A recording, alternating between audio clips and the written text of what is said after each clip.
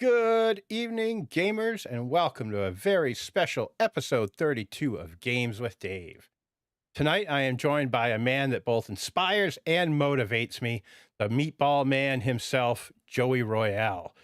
Joey is the host of Joey Royale's Pizza Party, and he also designs really awesome games, which you can find on his Get Haunted Industries Etsy store. There's a link down in the description, so be sure to check it out. Welcome to the show, my man. You're looking good. Oh, you're looking good, Dave. Look at you over there, fresh from Tatooine. You are looking good.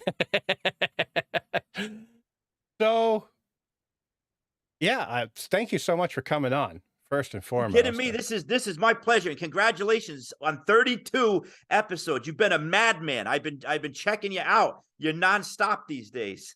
I've been trying. I've been trying. It's all my friend Barry Bright's fault for challenging me to put out a few new episodes.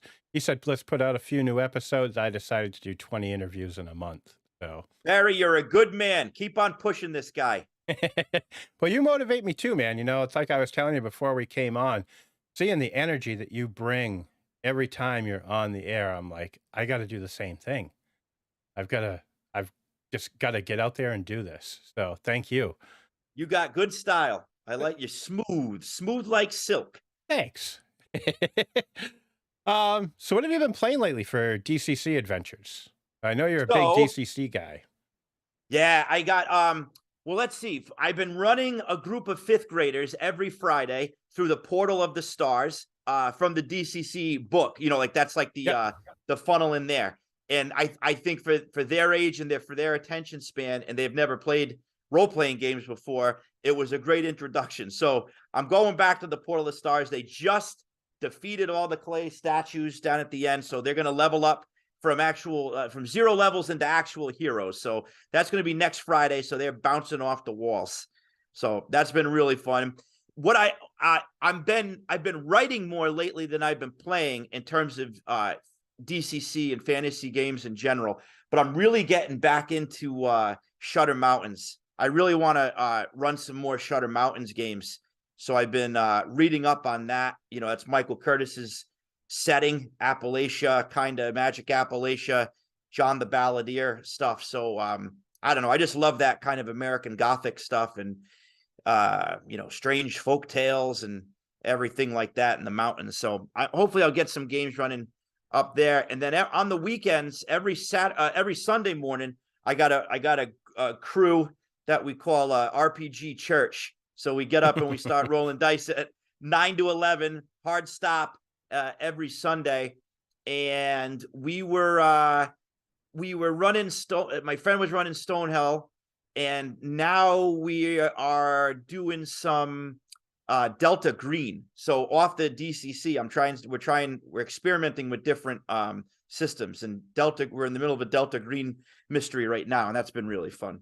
Nice. Now Delta Green, that's Call of Cthulhu, right? Yeah, that's a Call of Cthulhu kind Nice. of special ops thing. And then any chance I get, I'm playing with the Neon Lord in Neon Lords of the Toxic Wasteland. That's Yeah. one of my favorite games of all time. I have not checked it out, but I have heard Ah, nothing but fantastic things about it.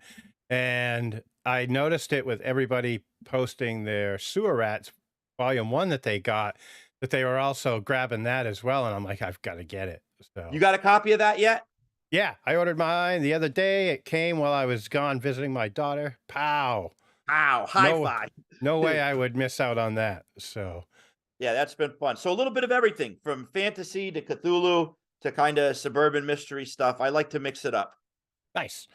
I gotta find like I've got my regular Sunday group that I play with. We play on Roll 20, Yep. and that's all I've been doing lately. I gotta get out of my shell and hit the game store and run some DCC and earn my belt buckle. So, Yes, I'm in the same boat, Dave. I was actually just saying that today to some friends. I got to get back out in public, in person, and start evangelizing DCC again. Those road crew games are really fun. I forget that like everybody like online that I surround myself with are like the DCC crew. But when you get out to like your local game store, even though they're pretty well stocked with DCC, it's still not as out. It's like not as known as 5e still kind of rules the table in a lot of these stores, but I got to start spreading the word. So I'll hold you to it if you hold me to it. Let's keep on pushing each other to get those buckles. Sounds like a plan, because I would love Yeah, the belt buckle. It'd be like the championship wrestling belt, you know? absolutely, man. I'd wear that with pride. Absolutely. So you were recently at TotalCon. How was that? I saw you were giving out slices of pie. Yeah, we got about six pies. That was interesting. That was my first con, like my first solely, gaming con. I've been to Comic Cons and stuff like that before, but me and the other sewer rats decided let's all meet up. We hadn't seen each other in a while. We all live in different parts of the East Coast. Neon Lords up in upstate New York. The Don't Tell Mom and Dad guys are down in Philly. So we all said this is kind of like the nexus. So we all got there. And it was cool. I met some great people that I knew who I'd never met in person. And then I made some new friends there. Got to do a little bit of gaming, not as much as I wanted because we were running the booth and learning how to do that and manage that. But it was cool. TotalCon was really well run. It wasn't a giant convention, but it was very it's like a community. You could tell these people had been meeting up here together for a while. And finally got to meet Jeffrey Talanian, who was a gentleman, astonishing swords and sorcery of Hyperborea. Yes. Got to meet my man Levi, your friend and mine, in person. Give him a big hug, and Ian McCarty and a bunch of other guys from the Independent Publishers Union. It's really neat to see all these little factions growing. It's kind of like warriors, but we all get along. Start clinking the bottles out there and be like, yeah. So, and it was neat because we were kind of like the weirdos. This was there's like a lot of war gaming, a lot of older guys, World War II, giant tables, tanks and all that. But we found our little Twin Peaks room all the way down at the end of the hall and got real weird in there, man. It was awesome. It's like the Black Lodge. That sounds fantastic. Yeah. I wish I could have gone next year. I'm going to be there. All right, man. You and I both. I was going to go this year. And I had some family stuff pop up, so I wasn't able to go. But next year, barring any unforeseen incidents, I am totally there. So. We'll make it happen. So I mentioned the pizza party in the intro. How did that come to be? Wow. I don't even know where to start with that, but that's a great question. I think it's a conglomeration of a lot of things.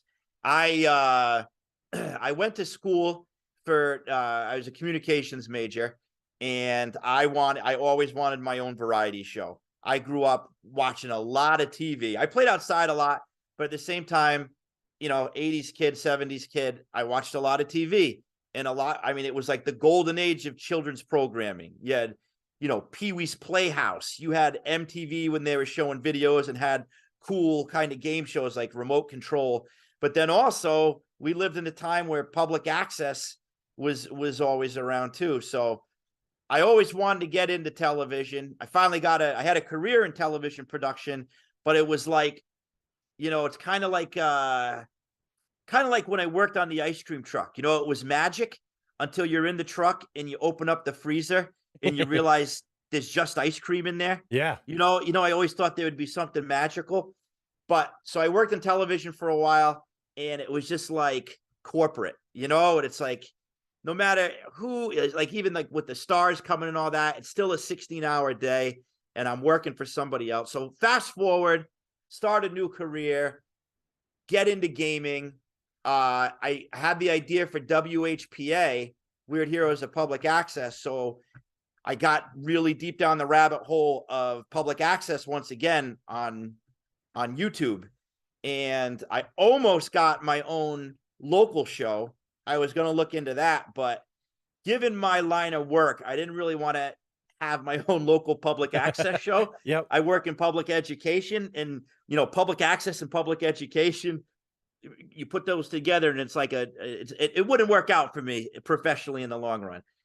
So I just, Joseph Goodman sent out the call saying, we're looking for, there's like a public call arms. We're looking for hosts to show. I'm like, oh man, here it comes. Public access, DCC, throw it all together. Boom. You got a perfect sandwich for me. So I'm like, all right, I'm going to give it a shot. It was like still, I don't know what it was, like last January. So we were coming out of the darkest part of COVID, but I was still kind of a hermit. So I'm like, all right, here's my way to get to reach out to everybody. Let's get everybody back on their feet. Let's get us moving and out of the darkness again. So it was therapy for me. And I in doing it, I kind of projected everything I was going through into the show. And, all of a sudden you get philosophy mixed with role-playing games, mixed with action figures. And I'm like, all right, everybody, this is a projection of what's inside this crazy head. If somebody else likes it, great. And that's just where we are. Well, I love it. So Thanks. I do too. I have a great time doing it. Maxwell Patton just asked in chat if anyone's going to Gen Con. I am not. Are you going to be going? No, I can't make it, man. Like Gen Con and Gary Con, those are kind of far away from me right now. And given my schedule, Gary Con is really on my list. Gary Con is the one I want to hit up. Maybe next year if the stars are aligned. We'll see. But Maxwell Patton's a good dude. I would love to meet Mr. Maxwell Patton in person someday. And Neon Lord says WHPA rules. Neon Lord's in the house. Nice. My dude. Guy's my brother. Yeah. So when is the next episode of Pizza Party coming up? Next week? Wednesday, Excellent. man. Who Yeah. This is my warm up. You getting me all juiced up nice. for the next episode. Who you got coming on this time? Or don't you want to say Skeeter Green. Skeeter Green is coming on. A guy I've always wanted to sit down and have a cup of marinara with. And then Father Goose is going to talk about the Corvaxian Codex Part 2. He's come up with a character class. It's almost like I don't want to butcher it too much, but it's almost like a magical bird humanoid class that he's built up for DCC. Very interesting. So, and then of course Cousin Marty will be there and Dr. Metal. So it'll be it's going to be a show. Excellent. I can't wait. I will be tuning in for sure. So, and so the first thing I really want to talk about is this beauty right here, Vampire Blood, which you recently completed and published. This is spooky as all get out, and it finally makes, in my opinion, something that hasn't always been the case as of late. It makes vampires scary and freaking deadly again, too. I think it's the Strigoi that has a D12 hit die. Yeah. And I'm just like, damn. Yeah, I went a little OP with their power because nah. You don't think so? All right, cool. No, because I think it's that was difficult for me, man. So like a lot of the stuff I write is I paint in broad strokes because I want the judge or whoever's running the game to really make it their own. When I first started playing games and buying books, I really, for some reason, I thought I had to do everything exactly by the book and really follow it. But since then, as I made my own, I started to paint in broad strokes. So Vampire Blood was a bit of a challenge for me because it's DCC and I had to stick to rules, and stat blocks and stuff. And I'm not the kind of guy, like if I get an idea, I got to pound it out. I got to type it up. I got to get the art and layout going and I got to send it to press. I'm not a guy who has the patience to sit on it, to play test it, to shine it up and put it out there. That's just not the way I work. I make candy bars. All right. Get it done, put it out there, give somebody a cavity. So I'm like looking at stat blocks from like other people's work. And around this time too, I got really, I watched a lot of vampire movies and it's always like one vampire. It's never armies of vampires. It's one vampire that can completely level a town. So I pumped these guys up because I wanted to reflect that aspect of it. All you need in those movies, like the Hammer horror, like there was only one Dracula. Yeah. There wasn't like 16 Bela Lugosi's running around ripping people apart like a zombie horde. Vampires are solitary menaces. And that's why these things have sick hit dice. That's why, like, you gotta explore. You gotta figure out where you gotta come up with a plan. You gotta have the right weapons. This isn't like just going around slashing and staking. You got to be careful. This is not for the faint of heart. So yeah, that's the Royale vampire, tough as nails. I love it.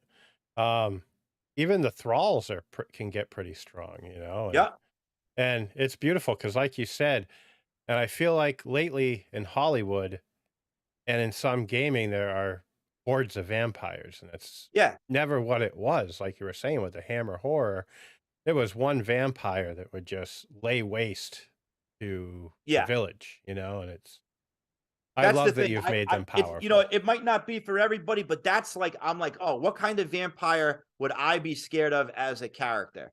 Not not where we can just go in and go nuts. It's like there's one evil force, because vampires, man, they're evil. They're like the manifestation of evil, and you never mess around with the vampire. And that's the thing. I wanted the vampire that's terrorizing the town. So that's why they're so big and deadly in this. But like at the same time, Dave, like if you play it right, you find the tomb during the daytime, forget it. Boom. That's Yep. exactly. So it's up to the judge to see how sly, not just powerful, but it's the slyness of the vampire that's going to be in the judge's hand. I give him the strength, but it's up to the judge to make a big bad that's going to be cunning. And it's up to the players to be sneaky rather than just let's kick in the door, cut the head off and take the gold. Right. Yeah. Yeah, and they don't sparkle either, which I love. Nah, man, no sparkling here. No sparkling here. They stink. They stink rotten. Yeah, I love what you've done with them in here, and the one thing I really like that really set the tone, and it's right at the beginning of the book. They can hear you, they can smell you, they can taste you.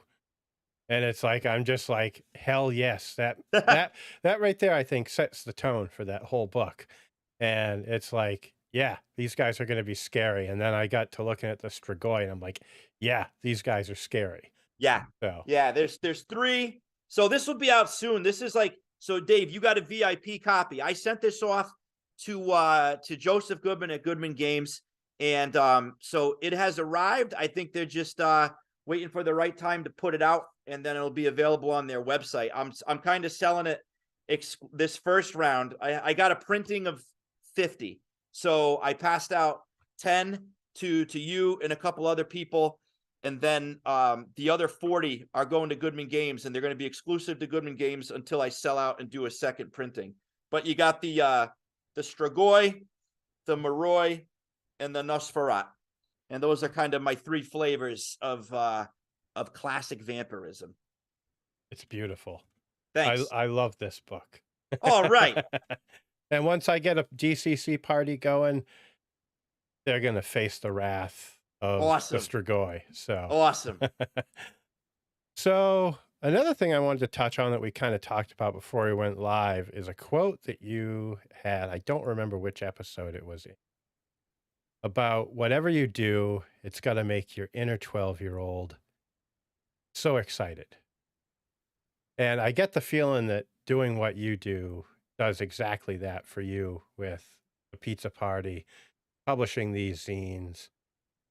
And I want to thank you for saying that, because that was such a motivator for me, for really, along with what Barry had said about getting more episodes out, for me to start pushing myself and hearing that, because my inner 12-year-old was kind of sitting in the corner skulking.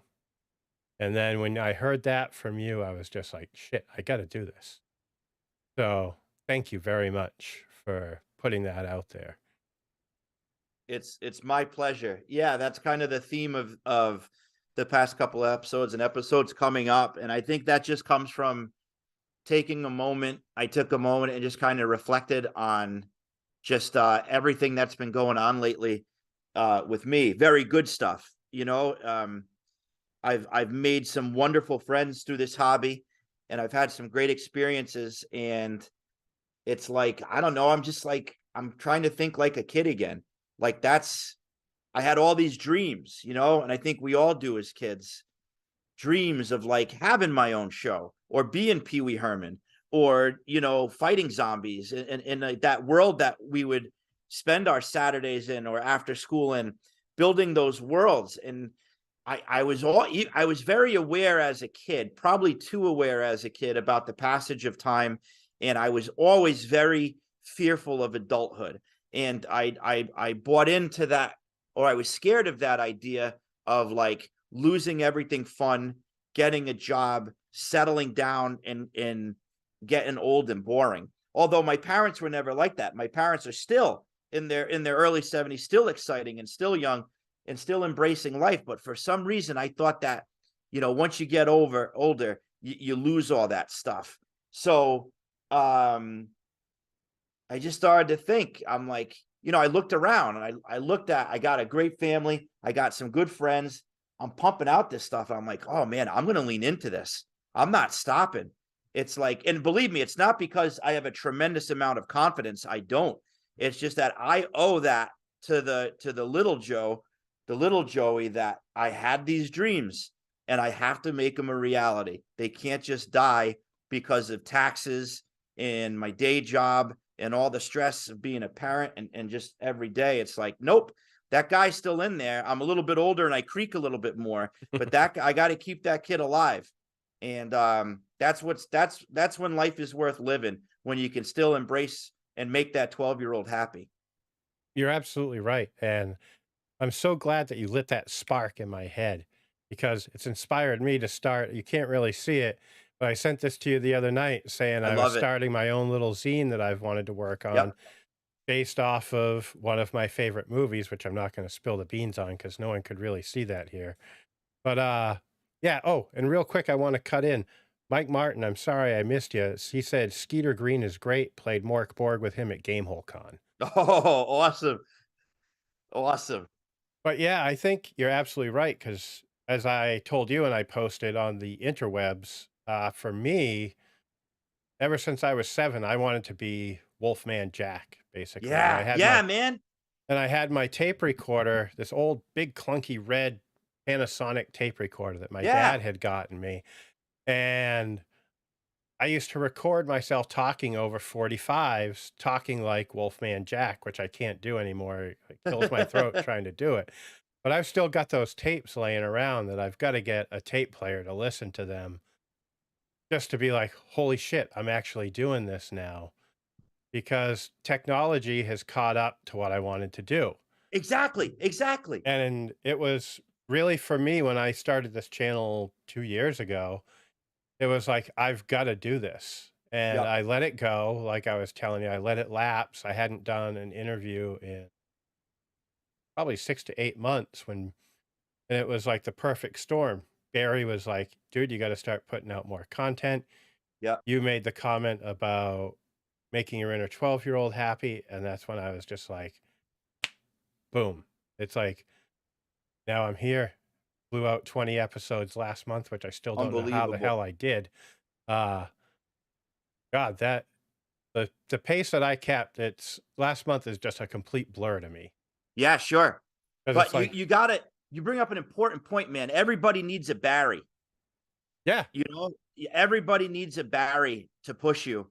Uh, because no matter how excited or you have those ups and downs, and you need a Barry to push you. And luckily, I have a couple of really good Barrys that keep me on my toes. And when you get exhausted or you start to forget about the 12-year-old, they push you, and yep, it's awesome. yeah, he definitely did, and he still does. There's other stuff now that he's like, well, now that we got that out of the way, you got to start doing this, and Yeah, yeah, yeah, yeah. that's kind of where this is coming from. Exactly. You're like And me, man. You can't be idle. Once the wick is lit, it keeps going. yeah, And to your Wolfman Jack thing, that's also a big thing of mine. So last week, I finally I went and I passed my test to be a DJ on the local college radio station. dude, So that's awesome. I have my first training next weekend, and so get ready for Lord Blood's Crypt of Cool, weird music for weird people. That's going to be Nice. broadcasting live pretty soon. Nice. I can't wait. Is it something we'll be able to find online as well Yeah, as yeah, yeah. So it's live broadcast on the radio, waves, but it's also live, it's also streams on a thing. So I'll send the link out for sure. Beautiful. I can't wait to hear it. So You got to send in a request, all right? I will do so. I'll All right, find cool. plenty of weird music to request. Awesome. So and it's funny that you brought up weird. And it's not really to do with weird, but in Weird Heroes of Public Access Fairhaven, there is a quote that you have at the beginning of the book which also resonates. That was from Walter Mercado Hmm. saying, "To be different is a gift, to be ordinary is common." And that was just like, wow, that was another one of those eye openers for me that Yeah. just like, dang, and it's like I'm saying, it's like all these little things just all one after another clicking with me. And I just got to keep going. We're both going to keep going and pushing each other. And yeah, What I found out since like going on this pizza party journey is that there's a lot of us out there. And it's weird, not to get too ethereal, but it seems as if we are all meeting now. Like all this stuff is happening. We're in a very special time, I think, where for whatever reason, a bunch of us are finding each other, and a bunch of us are kind of, there's like these shock waves of inspiration that we're bouncing off of each other. And there's some really cool stuff coming out. I don't know. It's been, there's a lot of synchronicity lately that I've been experiencing, like meeting people like you and meeting people like Levi and the Neon Lord and all my gaming friends. Like there's just been this burst, and it's like we're all kind of feeling and experiencing and inspired and influenced by some similar things. So I'm just riding that wave, man.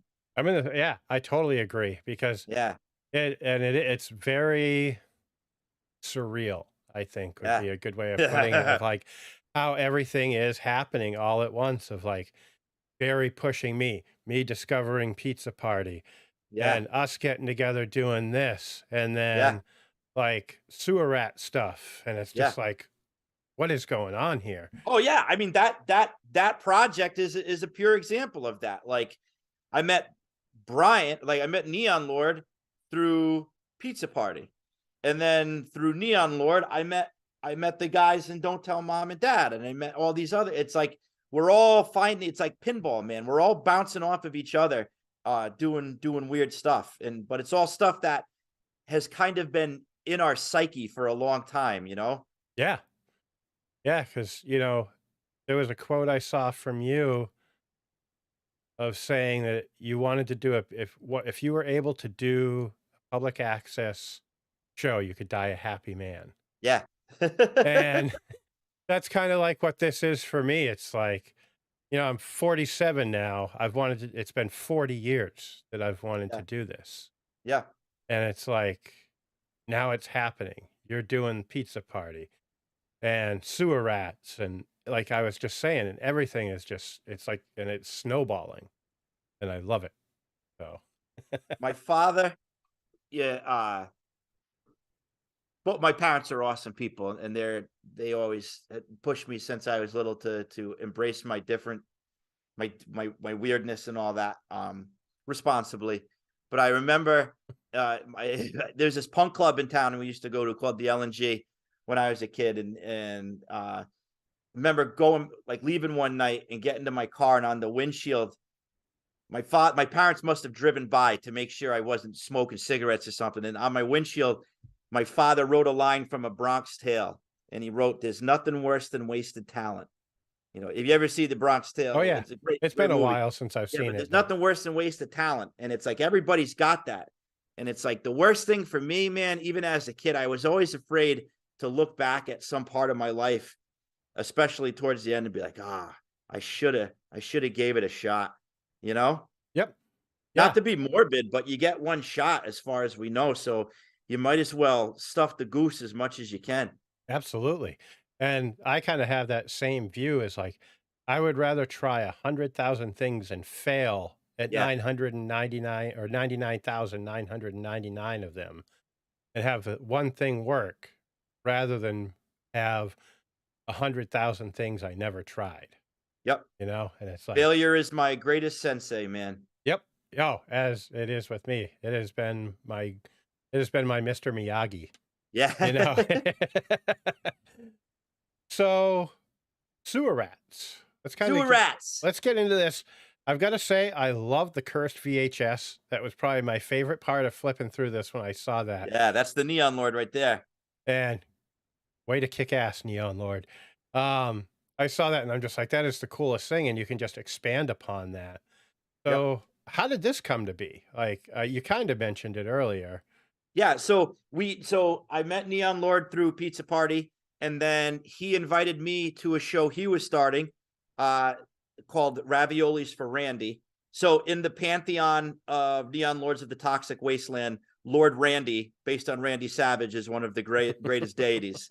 So it's Ravioli for Randy, Pizza Party, Ravioli for Randy, and we became best friends within like 10 minutes of talking to each other, like literally best friends, very quickly. So we started doing the show, and he's a tape head, so like he knows everything there is to know about weird VHS. And I think through that he met the guys, Ben and Ted, who make up Don't Tell Mom and Dad, which is kind of like a it's like Goonies meets Monster Squad kind of role playing game. Wolfman's got nards. Wolfman's got nards, yeah. But we just all, we all realize we have these, we kind of, it's like this big Venn diagram. All right. So Neon Lord's got like 90s, vomit futurism, chainsaws and slime and mutants and all that. And then you got Don't Tell Mom and Dad, who are like adjacent to WHPA, because like you're solving supernatural mysteries in the suburbs as a kid. WHPA, you're a little bit older and you're solving things. So it's like we all got together and we're like, man, let's do something. Like, because we're all punk kids at heart, and we love zines. We love collecting zines and talking about zines and weird stuff. And we're like, well, let's kind of let's unionize. Let's get together. Let's form a club. And we a lot of the conversations we had just kind of either gaming together or just talking on Zoom. We love like the prizes and cereal boxes. We used to love sending away for stuff in the back of like, Ninja magazines and Fangoria and Famous Monsters and stuff. So like, let's build something that's that. And while at the same time, let's find other people who are doing weird stuff and let's advertise for each other. Let's work together on things and let's advertise for each other, because there's strengths in numbers. So we said, all right, we're all making stuff. Let's throw everything together in one zine that could kind of work in every setting. Nice. Whether you're whether you're like a kid in the neighborhood, or you're a public access host, or you're from, Neoterics in the future. It's like somehow we can make all these things exist in a similar world. I It's think like a Saturday morning cartoon block, you yeah, know? yeah, it really is. Yeah. Um, and I love it. I can't wait. I just got home the other day and this was sitting in my mailbox, and I started thumbing through it, and that's when I found the cursed VHS. Yeah. And I've got to sit down and fully read this whole zine. Well, I'm the odd man out. Like the other three guys are really in, like I said, into the VHS trade. Uh Ted has a zine, or it's actually a proper magazine called Lunch Meat, and it's all about rare VHSs and promo items for VHSs and VHS culture. And Ben is a big collector. Ted does the horror, Ben does like the action, and Neon Lord does all the weird stuff in between. So it's pretty cool stuff that plays a lot into our games and our worlds. Sounds like a pretty rad group of guys. I'm Like a it. lucky dude. You'll have to meet him sometime. Yeah, I definitely have to. So, yes. Um, so what I'm kind of all over the place here Go, man, tonight. you're doing So, great. I'm having um, fun. It's like talking to an old friend. well, thank you. I would agree. What is it initially that drew you to Dungeon Crawl Classics versus other RPGs and made you become such an evangelist for the game? Because you really are. It was something deep. I mean, it's I walked by, so I was looking to get into role playing games. Like I didn't play as a kid. None of my friends played. The only reason I knew about it is because there was a Dungeons and Dragons murder in the town next to me in the early 80s. And every time we drove by the house, my dad would say that's where the Dungeons and Dragons murder was, all around the time of the Satanic Panic. And to me, it represented like my older cousins who are a couple years older than me. I remember going over their house, and they were the ones that were like into heavy metal and into breakdancing when that came out. And I knew some kids in their neighborhood were playing D&D. I didn't understand it, but it was just one of those things that a seed was planted. So I guess I don't know what it was, man. I'm like, all right, I needed something new to pursue. I was reading about the Satanic Panic a lot, and there was all this mention of Dungeons and Dragons and how people thought it was evil. So of course it interested me. I'm like, all right, it was like a sociological study. I'm like, Right. this is speaking my language. And I was always been into metal and stuff, and but I just didn't understand it. But I think 5e blew up. That just came out of nowhere. And oh, I know what it was too. When my wife was pregnant with my son, we wanted something to play at home. So we bought like Magic. My wife and I just started to play kitchen table Magic. And there's this amazing gaming store in the town next to me called the Citadel. And it's been around since the 70s. And it's in a basement, and it's dusty, and they got wicked old Ral Partha minis like way in the back, and like all sorts of weird stuff. So I walked in there and I saw all these books. I'm like, oh my, this stuff looks really cool. But of course I want to do my research, and I'm like, oh, should I get Pathfinder? Should I get Dungeons and Dragons? So I walked, like looking for a completely other book. I walked into a BAM, a place I don't really frequent that much. And there on the shelf was Dungeon Crawl Classics. And like right away, I bought it. I didn't even open the book. I bought it because of the cover alone.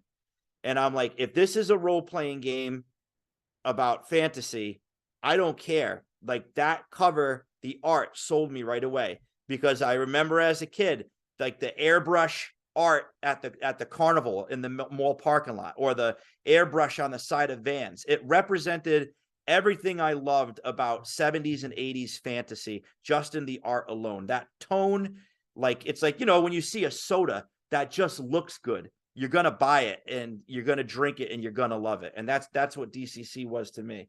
And then I started getting the modules. I'm like, oh man, these are cool.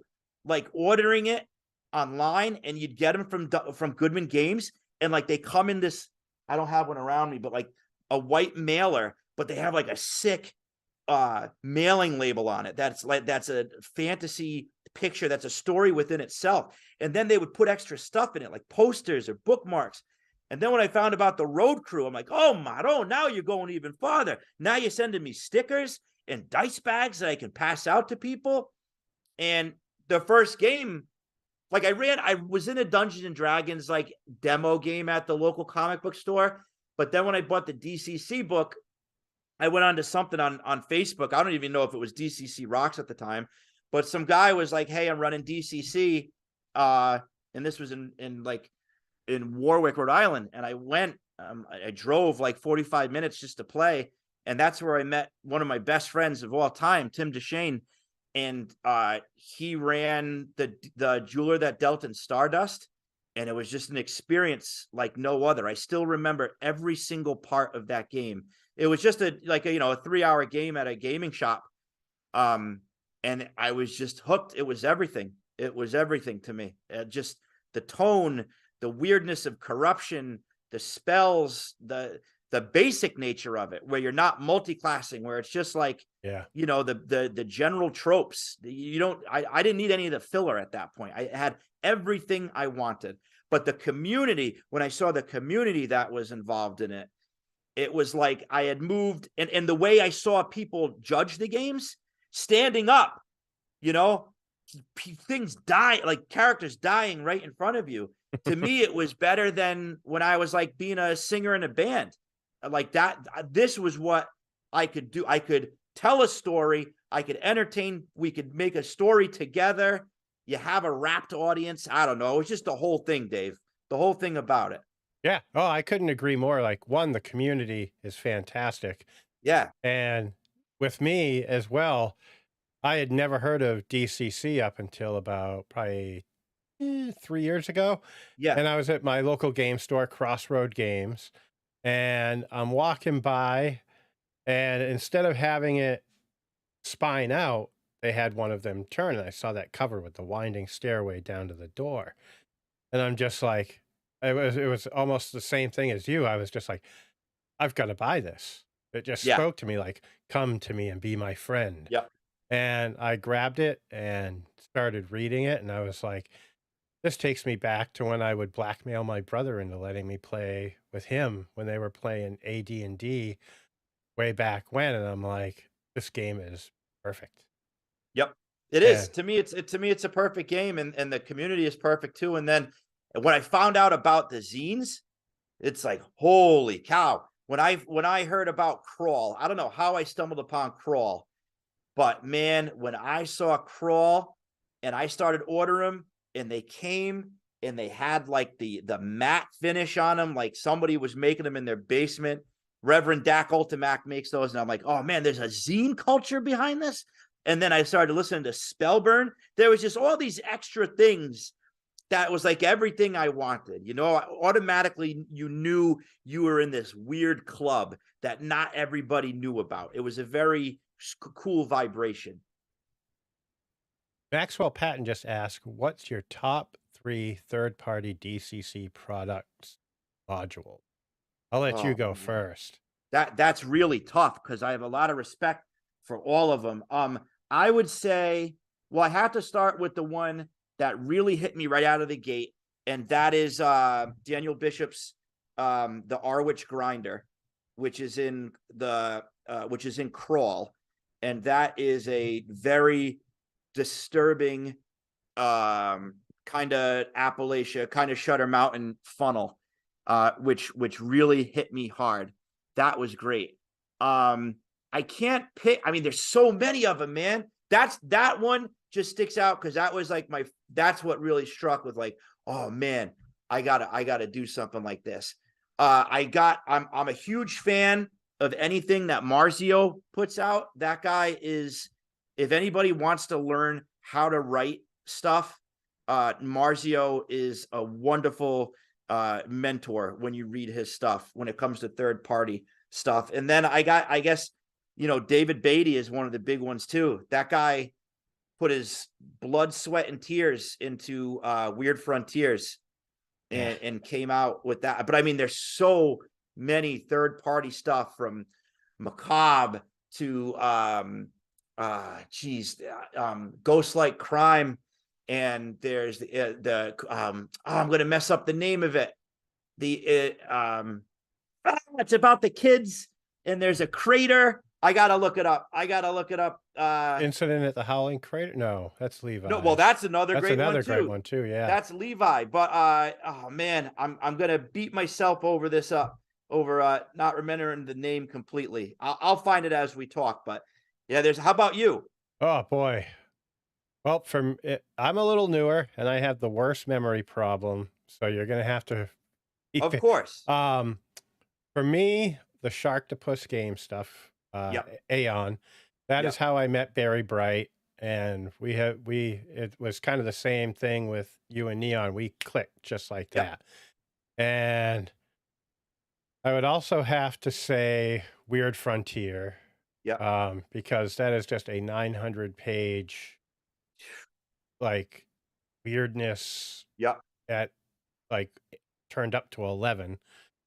Um, and then I really like the monster zines that Eric Bloat is putting out. Oh yeah, absolutely. They're all based off of like the old NES classic games. Yep. I can't reach and grab any of them because they're way back there by the Yep. poster. Um, but I absolutely, let's see. Maxwell also said, please, please, please check out Completely Unfathomable. It's Oh, bananas. that's on my list, man. I'm not joking. I'm gonna order that this weekend. That is definitely on my list. Blackout and Crater Valley is the one that I was thinking about by my buddy Zog. But yeah, Operation Completely Unfathomable, like that's I'm buying that. And then I just got in the mail, and I'm going to be talking about it more in the pizza party this Wednesday on the DCC Twitch channel at 8 p.m. Marzio's The Shadows About Hope. Yes, I just got my PDF copy Oh of that sent to me that I man, got to check out. that is a whole. I mean, I cracked that this morning. I got it a couple days, and I finally had time to sit down and read it.